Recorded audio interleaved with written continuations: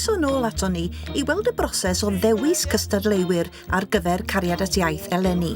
Un arall oedd eisiau bod ar y gyfres oedd Alun Rhys Jones o Brestatyn. Wel, tasa ti nawr yn cael dy ddewis if you were chosen. Ydy'r gitar yn mynd efo ti? Oh, yeah, guitar, accordion, whistle, trumpet, yeah, the lot.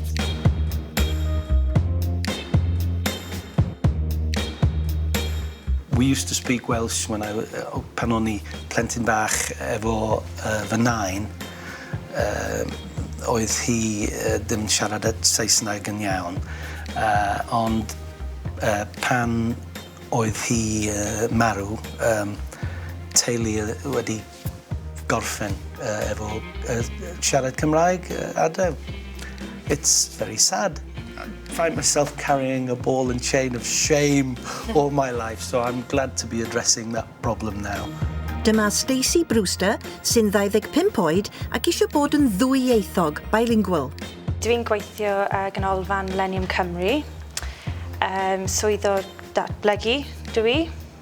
So, pam, Stacey, wyt ti eisiau dysgu Cymraeg? What's the reason, what's the urge to dysgu Cymraeg?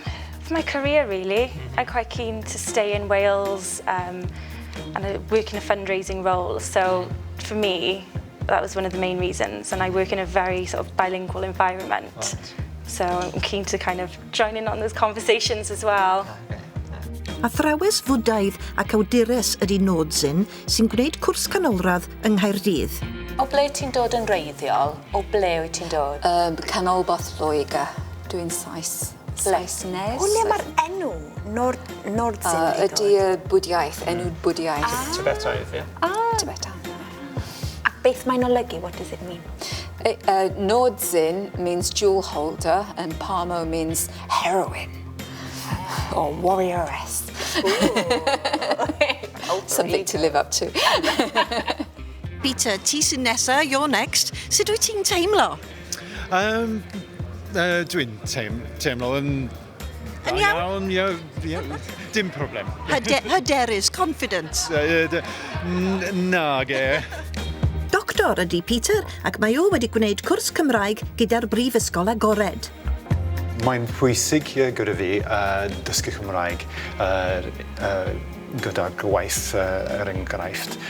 So I'm really keen to learn Welsh. So meddyg wyt ti, ie? Yeah. Meddyg? Meddyg, ie. Dwi'n gweithio fel meddyg. Yn yr ysbyty?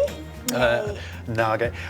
Dwi'n gweithio fel meddyg I Iachad Cyhoeddus Cymru, Public Health. So it's in the office, mewn swyddfa. It's really important, I think, that somebody in a job like that can speak Welsh because it shows that, we are a bilingual country. So that's my real motivation. Wedi cyfweld â phawb, roedd hi'n amser penderfynu pwy oedd yn mynd I fod yn yr wyth ola. Doedd hi ddim yn penderfyniad hawdd, nac oedd wir. Lle dyn ni'n dechrau, sy'n neis cael un dosbarth mawr fysa. Yn amlwg, dyn ni eisiau cymysgedd merched bechgyn, oedrannau gwahanol. Maen nhw gyd yn ddigon gwahanol rhan cymeriadau. A bod yn onest, dwi'n meddwl bod yr 4 nathon ni siarad efo nhw dros Skype. Mae'n beth ofnadwy I ddeud, ond dwi just yn meddwl bod nhw rhy rhugl. Reit. Os gynnwch chi rai, da chi'n bendant yn deud, ia. Dwi'n mynd I fynd am Rhan. Ryan. Efo Rhan, dwi'n meddwl, mae Rhan I fi yn cynrychioli trwch poblogaeth De Cymru, sef pobl ddi-Gymraeg, pobl gyffredin, pobl ddymunol iawn, sydd yn teimlo yn Gymru yn ei calon. A maen nhw angen cael yr hyder I siarad Cymraeg. I fi, pobl fel Ryan ydi dyfodol y Gymraeg. Dwi'n licio hi. O'n i'n licio Liz, fyd. Lyfli Liz, ynde. A'r ffaith bod hi'n neud I llwon priodas y fawdd yn Gymraeg, just yn wych. Mae'n just yn anwyl, a mae hi'n gerddorol hefyd, felly mae'n ddigon o ganu yn y dosbarth. O'n i'n offi Tom. Tom o Gaerdydd. Dwi'n meddwl bydd Tom yn hwyl ar y cwrs. Ond beth sy'n ddiddorol amdano fo ydy mae'n byw yng Nghaerdydd, ac bod I Cariad yn dod i'r gogledd. Mae'n dysgu Cymraeg y gogledd yng Nghaerdydd. Oedd hon Daniel, nath I argraff arno fi, dod o'r Wrexham, Cymraes ddi-Gymraeg o'r Wrexham, nawr yn byw yn Ynys Môn. Mae lot o hein, mae gen nhw lot o Gymraeg. Fel mae nhw wedi dechrau. Mae Ludw'n cyfaddus gen efo ddim. Bod I bartner yn siarad Cymraeg, mae ferch o yn siarad Cymraeg. A mae'n gymeriad. Mae'n gymeriad. Francwr, mae o'n... Dwi'n ddim yn eistedd yn nghorn ar y stafell yn just sibrwyd iddo fo hun. Sera, ie. Portsmouth. Ie. A, a neges, y ffaith bod hi'n yn symud I Gymru, bod hi'n rhag baratoi, bod hi'n dysgu Cymraeg rwan ac yn siarad Cymraeg efo'i phlant yn y... Bod hi'n dweud bod hi'n seiclo i'r ysgol neu rhywbeth efo'r plant ac yn siarad Cymraeg. Bod hi'n dweud, what are you talking that old-fashioned language for? A mae'n mynd I symud I Ddalgella, t'wa? Yndi, mae hi'n benderfynol, yndi fi? O, mae o'n cute. Cute, dwi'n gwybod oedd cute yn yr gair. Ydy hynny'n derm technegol. Dwi'n licio Alun, achos mae wynaf o yn edrych fath o fod o'n gwenu trwy'r amser. Mae'n medru chwarae gitar, mae'n gerddorol, mae'n hoffus, mae o'n siaradus. So fe gyda fi gystadleuaeth, competition. Dylen ni aros ar y pobl. Dr Finley. Fi basically eisiau tynnu pawb. O, Peter, oedd o'n lyflu. Martin. Right, fi'n meddwl dylen ni... Gail yn annwyl, yn siarad Cymraeg, yn trio siarad Cymraeg efo'i phlant, yn mynd I wersi'n barod, yn enghraifft berffaith o rywun sydd yn trio yn galad iawn, bod hi'n byw mewn ardal sydd ddim yn Gymreigaidd iawn. 4 dyn, 4 menyw allan o'r rhain bydd. Neu falle 5, os da ni'n gwenu'n neis ar y tîm cynhyrchu. Gallwn ni gael 10 yn y dosbarth, falle. Y bwriad greiddiol o dewis 8 dysgwr, ond oedd hi mor anodd dewis. Dyn ni wedi cael 10 rwan, felly mae hynna wedi gwneud fi'n hapus iawn. Beth am Cyfweliadau? Cool. Mae'n mor cool. Na, mae rhyw hyder tawel yn partyn I Cyfweliadau, y ddeud y gwir, ac dwi'n gallu I weld o yn disgleirio ar y cwrs yma. Cisa? Cisa. O, hi'n gret. Mae'n amlwg bod hi'n just codi Cymraeg o fynd I fel sioe brenhinol o bydde felly, ac gyda I gariad oedd o gefneithyn. Reit, felly, dyma'n rhestr fer hir ni. Dyn ni gyd yn hapus? Rhywun ar goll, rhywun dych chi eisiau daflu allan? Na, sy'n dod mwy fewn bydde'r peth. Ie, yn union. Reit, gret. Felly, da ni'n mynd I gael chwip o gyfres. Fydden nhw'n lyflu, bydden? Gan nhw gyd ddod.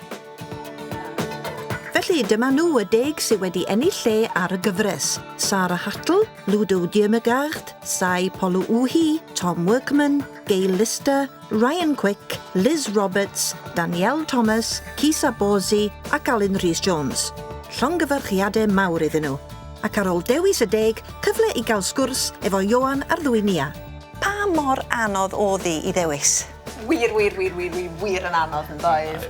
Achos y gwir ydy, fysa ni wedi medru cael un criw anfarth hyfryd. A'r oedd bob un ohonyn nhw yn hollol ddidwyll, yn doedd yn hollol sincere. Oedd pawb mor awyddus I gymryd rhan hefyd yn dono. Dwi wrth yn mwynhau siarad gyda dysgwyr, pobl sydd wedi llwyr ymrwymo I ddysgu Cymraeg, ac mae'n lot o bethau ydych chi'n gallu teimlo'n eitha diflas amdanyn nhw yng Nghymru, ond pan ydych chi'n dod ar draws pobl fel hyn, mae'n codi'ch calon chi. Pobl sydd wir wedi gwneud ymdrech, ac oedd lot o bobl yma yn bobl gyffredin, yn bobl oedd wedi gwneud ymdrech I ddysgu Cymraeg. Rhai'r bobl sydd ddim wedi cyrraedd y rhestr ola, ond oedd ni'n edmygu lot o'r bobl eraill hefyd. Wedi ymroi I drawsnewid I bywydau nhw, bywydau I plant nhw, pob math bethau trwy ddysgu Cymraeg. Ie, felly, yn gyffredinol, sy'n tynnu un person allan, dwi'n meddwl oedd y grŵp pawb oedden ni wedi cyfweld mewn gwronedd yn rhan o ryw jigsaw o ryw ymdeimlad o bobl allan fanna. Fi'n meddwl ar y bobl welon ni ar Skype fyd, gathon ni'n syfrdanu dy fe, ond nhw, chymod, gwedwch chi, ond nhw bron yn rhugl yn nhw a o gwmpas y byd I gyd, oedd e jyst yn anhygoel. Pob lwc yn y gorllewin pell. Diolch yn fawr. A pob lwc at Cariad iaith. Diolch yn fawr.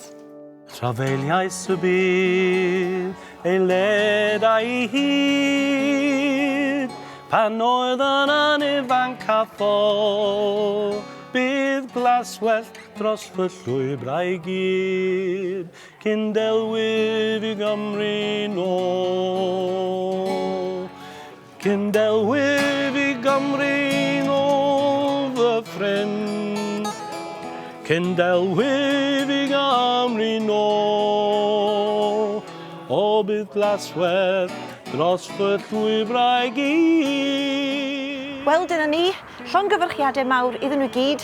Cofiwch wylio Cariad iaith, ond gen ni am y tro, hwyl fawr. Cyndelwyf i Gamri nôl.